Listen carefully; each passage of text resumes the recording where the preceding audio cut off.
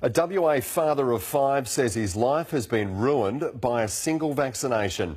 Ben Hammond became a quadriplegic, unable to work, and is now at risk of losing everything. Oliver Peterson with this exclusive report. It should be the happiest years for Tanya and Ben Hammond raising their 5 children. But any chance of normality ended when baby James was born 8 weeks premature. Before Ben could see his newborn, he needed to be vaccinated for whooping cough. It almost killed him. For a good 6 months in hospital, I couldn't move a thing. It was just a general tiny movements in limbs. I couldn't move my legs, I couldn't feel them. He became a quadriplegic. Horrendous, absolutely horrendous.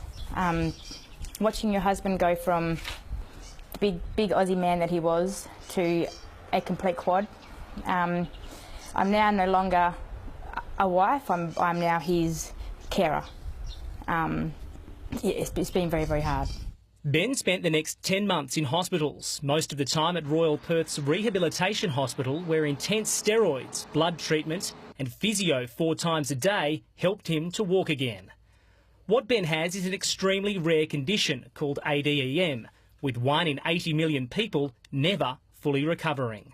Nobody has ever heard of ADEM. It's acute disseminating encephalomyelitis is what it's called. He's got, and it's caused from the vaccination.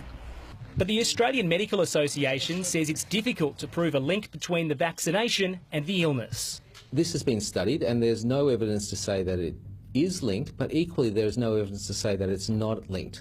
While he's now up and about again, he's a very sick man with no bladder or bowel and minimal function of his liver and kidneys, needing 12 tablets plus vitamins every day. He is a shell of the man he used to be.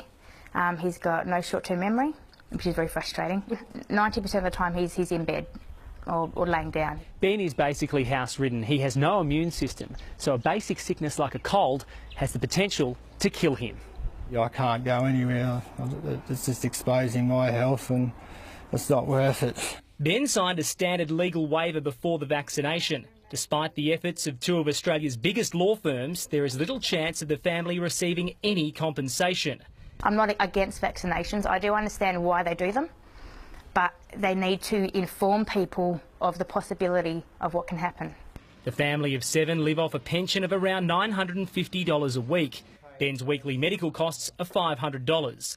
They've lost their car. Their home is next. Can't afford to make the payments on the pension and 5 kids. The Hammonds have just one wish. Help, please. I don't know who to go through. I've tried all avenues. I've tried. All I want to do is have our home, keep our home and support our children. Oliver Peterson, 9 News.